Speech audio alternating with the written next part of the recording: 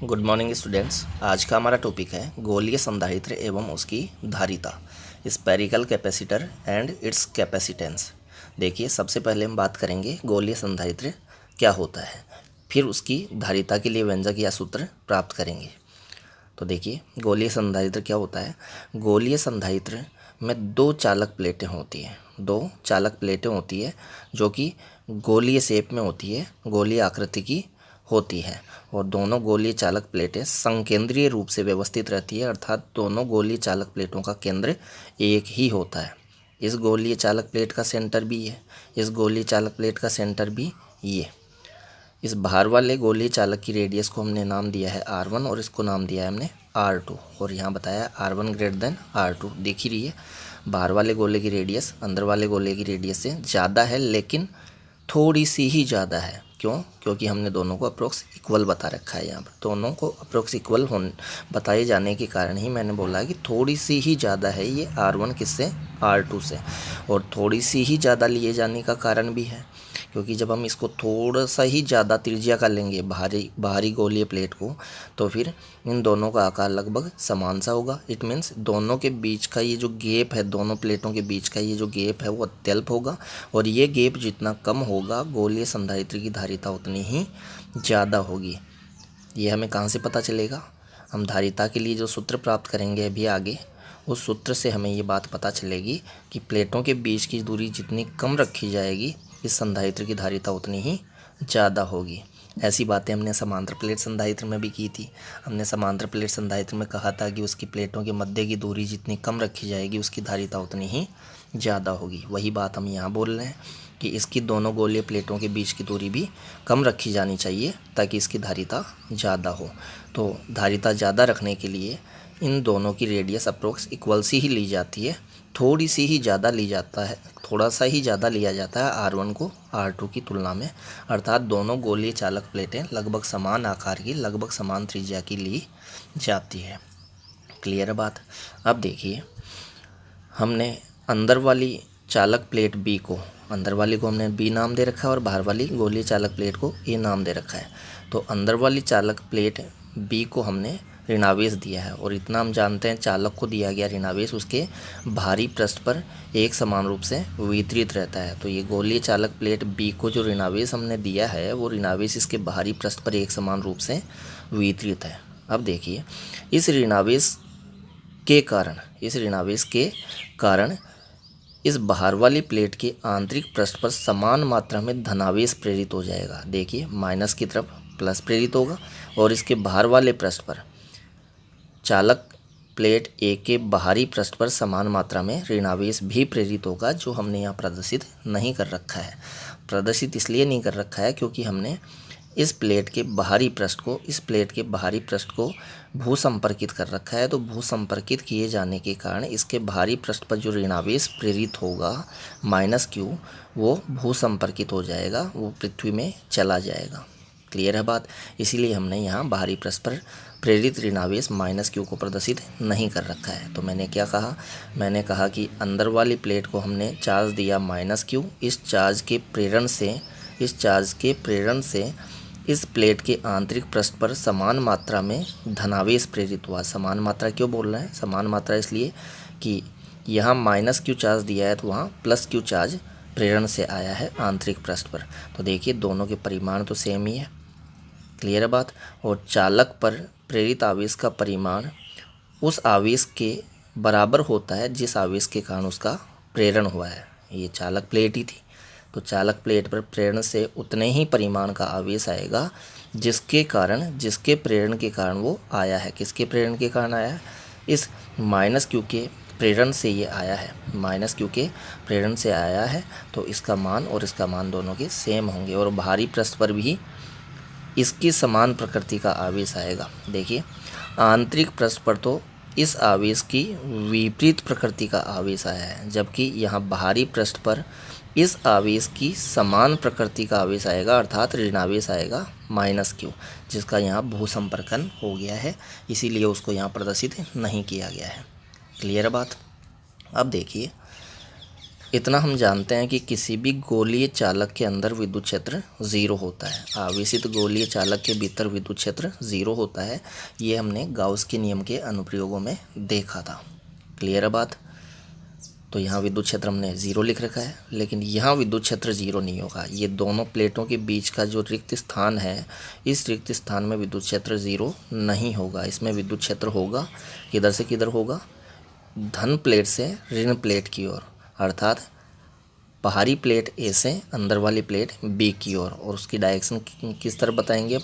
Radially inward. देखिए direction होगी इस प्लस से इस माइनस की ओर, इस तरीके से अंदर आता हुआ होगा एरो, लेकिन वो एरो इस तरीके से अंदर आता हुआ होगा कि उसको अगर आगे हम एक्सटेंड माने तो वो सेंटर पर जाकर मिले, लेकिन आगे एक्सटेंड करना नहीं है क्योंकि अंदर विद्युत क्षेत्र 0 है। तो विद्युत क्षेत्र रेखा केवल यहाँ से लेकर यहाँ तक ही ड्रॉ करी जाएगी, जो कि मैंने यहाँ ड्रॉ करके दिखा नहीं रखी है। क्लियर है बात? तो विद्युत क्षेत्र इस आंतरिक गोले के अंदर तो 0 होगा, लेकिन इन दोनों गोलीय प्लेटों के बीच के भाग में विद्युत क्षेत्र होगा। अब वो विद्युत क्षेत्र का मान हमने इसलिए नहीं बता रखा है यहाँ, क्योंकि उसकी हमें यहाँ कोई ज़रूरत नहीं है, क्योंकि हमें धारिता प्राप्त करनी है। धारिता के लिए हमें दोनों प्लेटों के बीच का विभवांतर चाहिए, और विभवांतर हमें डायरेक्ट ही गोलीय प्लेटों पर जो विभव के सूत्र होते हैं उनसे प्राप्त हो जाएगा। कैसे प्राप्त होगा हम देखेंगे इस डेरिवेशन में। तो देखिए मैंने बताया कि यहाँ विद्युत क्षेत्र 0, यहाँ विद्युत क्षेत्र नॉन जीरो, जो कि यहाँ मैंने दिखाया भी नहीं है और उसका मान भी नहीं बताया, क्योंकि उसकी हमें ज़रूरत पड़ेगी नहीं। हमें विभवांतर चाहिए प्लेटों के बीच का, जो कि अब भी हम यहाँ प्राप्त करेंगे। अब देखिए मुझे संधारित्र की धारिता C प्राप्त करनी है, तो किसी भी संधारित्र की धारिता के लिए हमने सूत्र बताया था क्या? C = उस संधारित्र की किसी एक प्लेट पर आवेश का परिमाण अपॉन संधारित्र की दोनों प्लेटों के मध्य का विभवांतर। तो दो प्लेटें यहाँ कौन सी है? उच्च विभव पर है यहाँ A प्लेट और निम्न विभव पर है यहाँ B प्लेट। तो देखिए हमने यहाँ किया है विभवांतर V को किसके इक्वल किया है? प्लेट A का विभव माइनस प्लेट B का विभव। लेकिन देखिए प्लेट A जो है ये बाहर वाली प्लेट है A, इस प्लेट A के बाहरी पृष्ठ को हमने भूसंपर्कित कर रखा है, और भूसंपर्कित होने के कारण इसका विभव कितना होगा? 0 होगा, क्योंकि भूमि का विभव पृथ्वी का विभव 0 माना जाता है। क्लियर बात? तो भूसंपर्कित होने के कारण इस बाहर वाली प्लेट के बाहरी पृष्ठ का जो विभव है VA वो 0 होगा। देखिए 0 पुट किया भी है हमने, यहाँ बताया भी हमने VA = 0। तो 0 माइनस VB। VB क्या है? VB है इस आंतरिक गोलीय प्लेट के पृष्ठ पर विद्युत विभव। लेकिन देखिए इस गोलीय प्लेट के पृष्ठ पर जो विद्युत विभव होगा वो इस खुद के ऋणावेश -Q के कारण भी होगा, और इस बाहरी गोलीय प्लेट के आंतरिक पृष्ठ पर उपस्थित धनावेश +Q के कारण भी होगा, जिसको हम अभी आगे प्राप्त करेंगे। मैंने क्या कहा? मैंने कहा ये जो VB होगा इस अंदर वाले गोलीय पृष्ठ पर जो विभव होगा उसमें इस -Q का भी कंट्रीब्यूशन होगा और इस +Q का भी कंट्रीब्यूशन होगा। क्लियर बात? तो देखिए पहले हम V को लिखते हैं। V = VA minus VB। VA हमने 0 बताया ही भूसंपर्कन के कारण, तो 0 माइनस VB। तो V = किसके मिला? VB के। V = -VB, VB नहीं -VB। अब ये V का वैल्यू अगर हम यहाँ पुट कर दें तो धारिता के लिए हमें जो एक्सप्रेशन मिला वो मिला C = Q/- VB। अब हमें VB का वैल्यू प्राप्त करना है। इट मीन्स आंतरिक गोलीय प्लेट के पृष्ठ पर विद्युत विभव का मान प्राप्त करना है और इक्वेशन नंबर 2 में रख देना है, तो हमें धारिता का सूत्र मिल जाएगा, धारिता का व्यंजक मिल जाएगा। देखिए तो अब हम आंतरिक गोलीय प्लेट B के पृष्ठ पर विद्युत विभव VB प्राप्त करेंगे। लेकिन अभी मैंने बताया कि VB जो है वो उसके खुद के पृष्ठ पर जो आवेश उपस्थित है -Q उसके कारण भी है, और साथ ही बाहरी गोलीय प्लेट के आंतरिक पृष्ठ पर प्रेरण से जो धनावेश आया हुआ है +Q उसके कारण भी है। तो देखिए हमने यहाँ बताया भी है VB। देखिए VB को क्या लिखा है? VB = VB due to charge -Q। -Q कौन सा चार्ज है?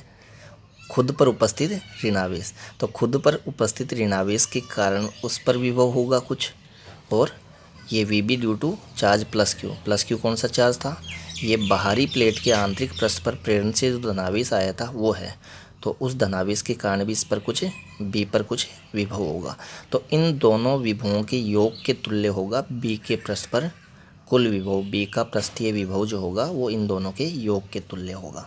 अब हम एक एक को निकालते हैं। पहले हम उसके खुद के पृष्ठ पर जो ऋणावेश है, देखिए हमने यहाँ डायग्राम ड्रॉ किया भी है। खुद के पृष्ठ के ऋणावेश के कारण खुद पर विभव निकाले हैं, इसलिए मैंने यहाँ केवल एक गोलीय प्लेट को ही प्रदर्शित कर दिया है। उसकी रेडियस हमने R2 यहाँ बताई रखी है। अंदर वाले गोले की रेडियस R2 ही थी, उसको हमने B नाम दे रखा था। उसके पृष्ठ पर टोटल चार्ज था -Q। क्लियर है बात। तो इसके पृष्ठ पर जो चार्ज -Q है, इस चार्ज -Q के कारण इसके पृष्ठ पर विभव कितना होगा, ये हम विद्युत विभव नाम का हमने एक चैप्टर पढ़ा था, चैप्टर 3, उसमें बताया भी था कि किसी गोले के पृष्ठ पर विद्युत विभव जो होता है वो होता है KQ अपॉन कैपिटल R, जहाँ कैपिटल R उसकी रेडियस थी।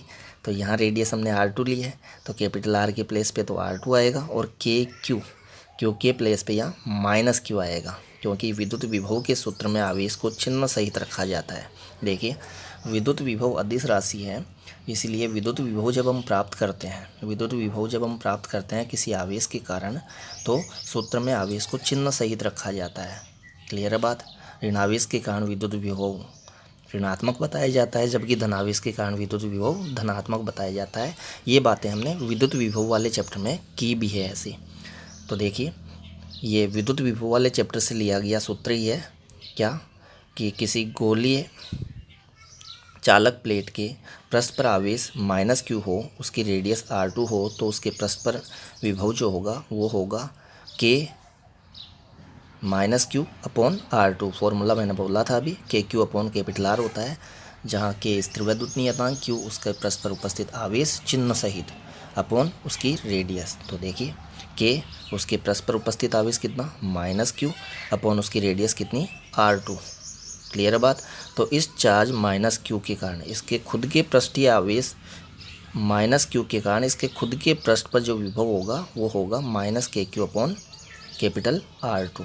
यही बताया हमने इक्वेशन नंबर 4 के अंदर। खुद के ऋणावेश -Q के कारण खुद के पृष्ठ पर विद्युत विभव इतना। अब देखिए खुद के ऋणावेश के कारण तो हमने बता दिया। अब बाहरी जो प्लेट थी, बाहरी गोलीय प्लेट A के आंतरिक पृष्ठ पर प्रेरित धनावेश जो है +Q, उसके कारण भी इस पर कुछ विभव होगा B पर, जिसको हमने नाम दिया है VB + Q। और वो कितना होगा, उसके लिए हमें फिर से विद्युत विभव वाले चैप्टर में चलना होगा। विद्युत विभव वाले चैप्टर में हमने एक बात बताई थी कि किसी भी चालक गोले के भीतर, ये चालक गोला ही है, देखिए चालक गोलीय प्लेट ही तो है ये, किसी भी चालक गोले के भीतर प्रत्येक बिंदु पर विभव उतना ही होता है जितना उसके पृष्ठ पर होता है। तो देखिए ये आंतरिक पृष्ठ पर आवेश कितना है, आंतरिक पृष्ठ पर आवेश है +Q। तो इस +Q आवेश के कारण इसके खुद के पृष्ठ पर विभव कितना होगा KQ। Q ही क्यों बोला है, क्योंकि आवेश धनावेश ही है, इसलिए चिन्ह सहित लेंगे तो भी Q ही आएगा। KQ अपॉन इसकी खुद की रेडियस इसकी कितनी है R1। तो इसके खुद के इस आवेश +Q के कारण इसके खुद के पृष्ठ पर विभव कितना होगा KQ अपॉन R1। और विद्युत विभव वाले चैप्टर से हम जानते हैं कि जितना इसके पृष्ठ पर विभव होगा इसके खुद के आवेश के कारण, उतना ही अंदर प्रत्येक बिंदु पर होगा। तो देखिए ये वाला जो चालक गोला है B, वो इसके अंदर ही स्थित है, बाहर वाले के अंदर स्थित है। और हमने कहा कि इसके पृष्ठ पर खुद के आवेश +Q के कारण विभव है KQ अपॉन R1। तो जितना पृष्ठ पर विभव उतना ही अंदर होगा। इट मीन्स इस गोलीय प्लेट B के पृष्ठ पर भी उतना ही विभव होगा जितना इसके पृष्ठ पर है, क्योंकि चालक गोले के भीतर प्रत्येक बिंदु पर विभव उतना ही होता है जितना उसके पृष्ठ पर होता है। ये हम पहले से जानते हैं। क्लियर है बात। तो कितना बताया मैंने, इसके पृष्ठ पर विभव KQ अपॉन कैपिटल R1। तो इतना ही अंदर भी होगा। इट मीन्स अंदर वाली गोलीय प्लेट के पृष्ठ पर भी इतना ही विभव होगा। किसके कारण, इस प्रेरित धनावेश +Q के कारण। तो हमने यही बताया कि अंदर स्थित गोलीय प्लेट B के पृष्ठ पर बाहरी प्लेट के आंतरिक पृष्ठ पर जो प्रेरित धनावेश है उसके कारण विभव उतना ही होगा जितना कि इसके खुद के पृष्ठ पर इस खुद के धनावेश के कारण है। के क्यू अपॉन R1। क्लियर है बात। तो ये तो हमने बताया बी पर खुद पर जो ऋणावेश था उसके कारण बी पर विभव। ये हमने बताया ए पर भारी प्लेट ए के आंतरिक पृष्ठ पर जो धनावेश प्लस क्यू था उसके कारण अंदर वाली प्लेट के पृष्ठ पर विभव। अब इन दोनों विभवों को अगर हम ऐड कर दें, जोड़ दें, देखिए इक्वेशन नंबर 3 में रख दें तो हमें आंतरिक गोलीय प्लेट बी के पृष्ठ पर कुल विभव प्राप्त हो जाएगा। ऐसा ही हमने किया है। देखिए इक्वेशन 3 से इक्वेशन 4 से हमने इक्वेशन 4 से व इक्वेशन 5 से हमने मान लिख दिया है इक्वेशन नंबर 3 में, ताकि हमें अंदर वाली गोलीय प्लेट के पृष्ठ पर कुल विद्युत विभव प्राप्त हो जाए। और वहाँ से फिर जो विभव मिलेगा अभी हमें, उसको हम इक्वेशन नंबर 2 में लिख देंगे। इक्वेशन नंबर 2 में लिखते ही हमें इस संधारित्र की धारिता का सूत्र प्राप्त हो जाएगा। तो देखिए यहाँ से और यहाँ से मान 3 में पुट कर रहा हूँ मैं। V B is equal to V B minus Q कितना है, V B due to charge minus Q है, माइनस के क्यू अपॉन R2, ये पुट कर दिया माइनस के क्यू अपॉन R2। और V B due to positive charge कितना है वो हमने यहाँ बता रखा है, प्लस के क्यू अपॉन R1, तो ये प्लस के क्यू अपॉन R1। क्लियर है बात। अब देखिए दोनों में कॉमन क्या है, के क्यू दोनों में कॉमन है, बाहर ले लिया है। ये 1 अपॉन R1 है पॉजिटिव का और 1 अपॉन R2 यहाँ से आएगा नेगेटिव का। क्लियर है बात। दोनों का एलसीएम लिया है, एलसीएम आएगा R1 R2 और R1 का डिवाइड करेंगे R1 R2 में तो बचेगा R2 को मल्टीप्लाई करेंगे 1 से तो R2 मल्टीप्लाई बाई 1 R2 आएगा, फिर माइनस R2 का डिवाइड करिए R1 R2 में तो R1 आएगा और R1 को मल्टीप्लाई करेंगे 1 से तो R1 आएगा, माइनस है ही बीच में तो R2 माइनस R1। सोल्व करके देख सकते हैं आप। क्लियर है बात। तो वी बी इक्वल टू मिला मुझे के Q R2 minus R1 upon R1 multiply by R2। इसको हमने इक्वेशन नंबर 6 नाम दे दिया है। क्लियर है। अब ये जो हमें विभव का वैल्यू मिल गया है, कहाँ पर मिला है ये आंतरिक गोलीय प्लेट बी के पृष्ठ पर विद्युत विभव मिल गया है, कुल विद्युत विभव मिल गया है। कुल इसलिए बोल रहा हूँ क्योंकि खुद के पृष्ठ के ऋणावेश व बाहरी गोलीय प्लेट के आंतरिक पृष्ठ के धनावेश दोनों के कारण मिलाकर कुल विद्युत विभव है, जो कि हमें बीजीय योग से मिला है। कौन से योग से? बीजीय योग से। बीजीय योग इसलिए बोल रहा हूँ मैं क्योंकि ऋणावेश के कारण विभव नेगेटिव में मिला है और धनावेश के कारण विभव पॉजिटिव में मिला है। क्लियर है बात। तो देखिए इस वी बी का वैल्यू इक्वेशन नंबर 2 में पुट कर दीजिए। देख लीजिए एक बार इक्वेशन नंबर 2 क्या था। इक्वेशन नंबर 2 था सी इज इक्वल टू, देखिए ये रहा, C is equal to Q upon minus V B. हमें तो वैसे दोनों प्लेटों के मध्य का विभांतर चाहिए था। विभांतर को हमने V A minus V B बोला था, लेकिन भूसंपर्क के कारण हमने वी ए को 0 बता दिया था, इसलिए जो विभांतर है वो माइनस वी बी के तुल्य ही होगा। विभांतर जो है माइनस वी बी के तुल्य ही होगा, इसीलिए हमने वहाँ वी बी प्राप्त किया है, ताकि इस फॉर्मूले में यहाँ वी बी का वैल्यू पुट करके धारिता प्राप्त की जा सके। क्लियर है बात। तो न्यूमरेटर में क्यू है ही, डिनोमिनेटर में माइनस तो आएगा ही, और वी बी का वैल्यू इक्वेशन नंबर 6 से पुट कर देंगे तो हमें देखिए क्या मिलेगा।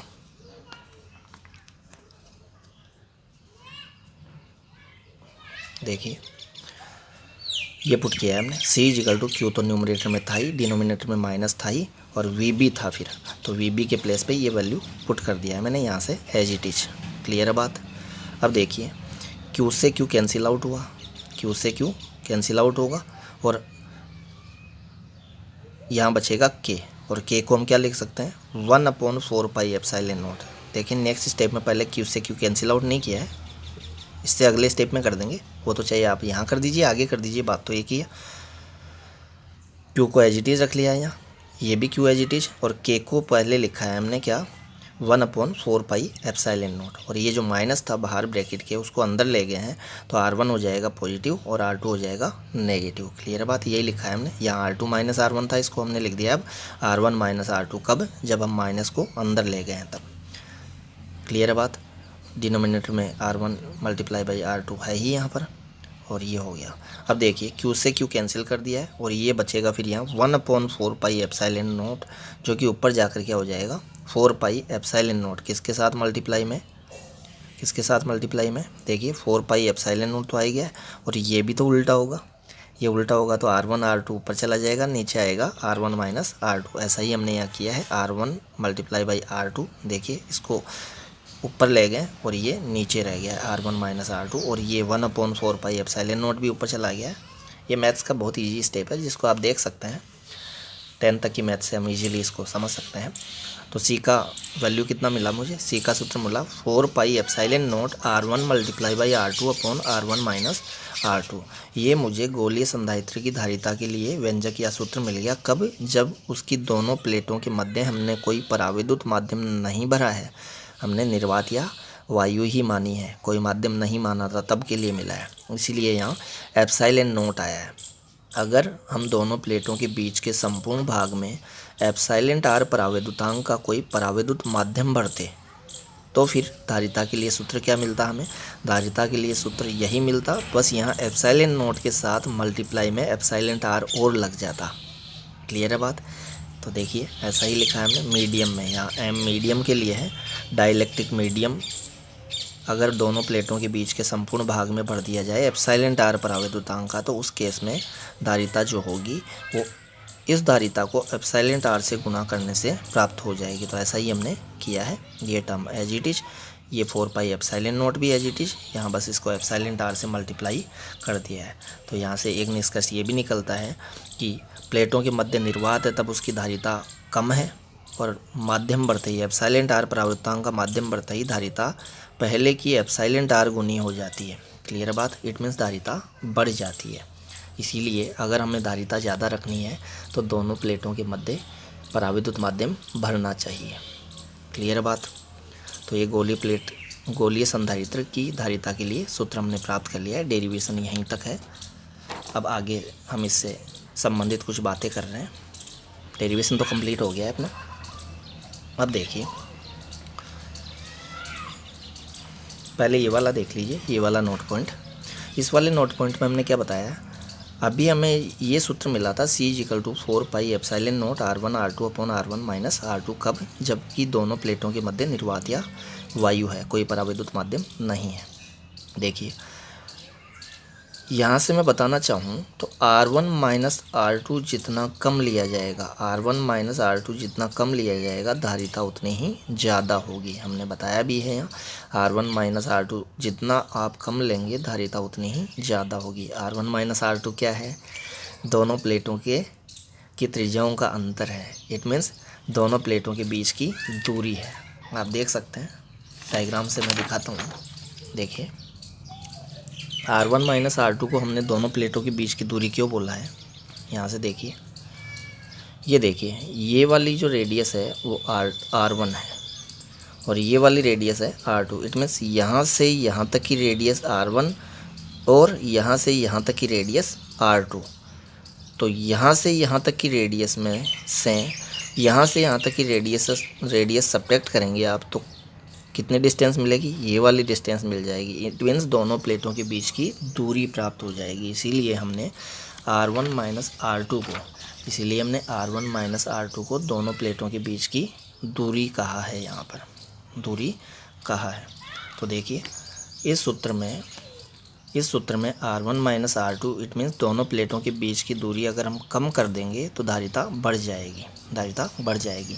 तो समांतर प्लेट संधारित्र की परिभाषा की जब मैं बात कर रहा था स्टार्टिंग में, तब भी मैंने वहाँ कहा था कि दोनों प्लेटों की जो रेडियस है वो अप्रोक्स इक्वल ही ली जाती है। इट मीन्स बाहरी गोले की रेडियस थोड़ी सी ही ज़्यादा ली जाती है, अंदर वाले गोले की रेडियस से थोड़ी ही ज़्यादा लिए जाने का कारण है, थोड़ी ही ज़्यादा इसीलिए ली थी क्योंकि दोनों में डिफरेंस बहुत कम आएगा। फिर डिफरेंस बहुत कम आएगा तो धारिता ज़्यादा होगी। क्लियर है बात। तो इसीलिए गोलीय संधारित्र में दोनों चालक प्लेटें लगभग समान आकार की ली जाती है, लगभग समान त्रिज्या की ली जाती है। बाहरी गोलीय प्लेट की त्रिज्या थोड़ी सी ही ज़्यादा ली जाएगी अंदर वाली गोलीय प्लेट की त्रिज्या से, ताकि उसकी धारिता बढ़ सके, धारिता ज़्यादा हो। क्लियर बात। फिर यहाँ हमने ये बात बताई है कि अगर गोलीय संधारित्र की बाहरी प्लेट A जो है उसको हम अनंत पर मान लें तो फिर ऐसा जो गोलीय संधारित्र होगा वो एक गोलीय चालक के तुल्य हो जाएगा, एक गोलीय चालक के तुल्य होगा। कैसे, देखिए ये जो फॉर्मूला है अभी हमने बताया था C = 4 pi epsilon not R1 R2 upon R1 minus R2। यहाँ मैंने ये जो डिनोमिनेटर में R1 माइनस R2 है वहाँ से बाहर ले लिया है R1। तो चूंकि इसमें कॉमन नहीं था R1, फिर भी हमने बाहर निकाला है उसको, तो कॉमन नहीं था, तो यहाँ R1 के प्लेस पे तो 1 बच जाएगा, लेकिन R2 के डिवाइड में लग जाएगा R1। वापस ओपन करके देख लीजिए आप, वही आएगा। R1 मल्टीप्लाई बाई 1 कितना होगा? R1, फिर माइनस है ही, और R1 multiply by R2 upon R1, तो R1 से R1 कैंसिल होके वही R2 आएगा। क्लियर है? तो हम अगर यहाँ से बाहर निकाल लें किसको? R1 को, तो यहाँ मिलेगा 1 और यहाँ मिलेगा R2 अपॉन R1। क्लियर है? ये मैथ से है, मैथ से हम समझ सकते हैं। ये एज इट इज़, ये भी एज इट इज़। ऐसा हमने इसलिए किया है क्योंकि अभी R2 अपॉन R1 जीरो मिल जाएगा हमें। कैसे जीरो मिल जाएगा? क्योंकि हम बाहर वाली प्लेट को कहाँ पर मान के चल रहे हैं? अनंत पर। तो बाहर वाली प्लेट जब हम अनंत पर मान के चलेंगे तो बाहरी प्लेट की रेडियस R1 कितनी होगी? अनंत होगी, और अनंत होगी तो फिर यहाँ अनंत का डिवाइड करेंगे R2 में, तो हमें ये ज़ीरो मिल जाएगा। देखिए R1 से R1 कैंसिल हो गया, ये ज़ीरो हो ही गया, तो नीचे क्या मिलेगा हमें? 1 माइनस 0, और ये R1 से R1 कट गया था तो 1 बचेगा नीचे, और ऊपर R2, ऊपर R2। यहाँ हमने पूरा एक्सप्लेन कर रखा है, आप देख सकते हैं। तो हमें ये मिलेगा, ये हमने यहाँ प्रदर्शित कर दिया। R2 ऊपर बचेगा और नीचे 1 माइनस 0, तो R2 अपॉन 1 R2 आएगा, तो 4 पाई एप्सिलॉन नॉट R2। लेकिन जब पहली वाली जो प्लेट है, अर्थात चालक प्लेट ए जो है, जिसको हमने बाहरी चालक प्लेट बोल रखा है, तो बाहरी चालक प्लेट ए अनंत पर मानी जाएगी। तो उस केस में R1 तो अनंत हो गया, लेकिन उस केस में अगर हम R2 को भी R2 ना बोलकर क्या नाम दे दें? R ही नाम दे दें, तो फिर R2 के प्लेस पे यहाँ R पुट कर दूँ तो मुझे धारिता का सूत्र मिलेगा 4 pi epsilon not capital R। Capital R क्या है? वो जो गोलीय प्लेट B है, वो जो गोलीय प्लेट B है उसकी त्रिज्या है। तो ये तो हमने इस चैप्टर के शुरू में गोलीय चालक की धारिता के लिए सूत्र प्राप्त किया था। ये गोलीय चालक की धारिता के लिए सूत्र प्राप्त किया था हमने चैप्टर के शुरू में, जबकि यहाँ ये किसकी धारिता चल रही है? गोलीय संधारित्र की धारिता चल रही है। देखिए गोलीय चालक व गोलीय संधारित्र में क्या अंतर है? गोलीय चालक में केवल एक गोलीय चालक प्लेट होती है, जबकि गोलीय संधारित्र में 2 गोलीय चालक प्लेटें होती है, 2 संकेंद्रीय गोलीय चालक प्लेटें होती है। क्लियर है बात? तो ये सूत्र तो एक गोलीय चालक के लिए होता है। तो एक गोलीय चालक वाला सूत्र कब बन गया? ये वाला सूत्र कब इसमें कन्वर्ट हुआ? जब हमने गोलीय संधारित्र की बाहरी प्लेट को अनंत पर मान लिया। अनंत पर मान लिया तो फिर एक ही प्लेट बचेगी, क्योंकि अब प्रेरण से वो जो अनंत पर प्लेट पड़ी है उस पर कोई आवेश प्रेरित नहीं होगा। कोई आवेश प्रेरित नहीं होगा तो हम फिर एक ही प्लेट के समतुल्य समझ सकते हैं इस संधारित्र को। क्लियर है बात? तो यहाँ हमने बताया भी है। देखिए एकल गोलीय चालक एक ऐसा गोलीय संधारित्र होता है जिसकी बाहरी प्लेट अनंत पर हो, तो ये एकल गोलीय चालक की धारिता है। क्लियर है बात? लेकिन ये धारिता उसके लिए भी तो है, किसके लिए? उस संधारित्र के लिए जिसकी एक प्लेट अनंत पर पड़ी हो। तो ये धारिता एक गोलीय चालक की भी है और एक ऐसे गोलीय संधारित्र की भी है जिसकी एक प्लेट अनंत पर पड़ी हो।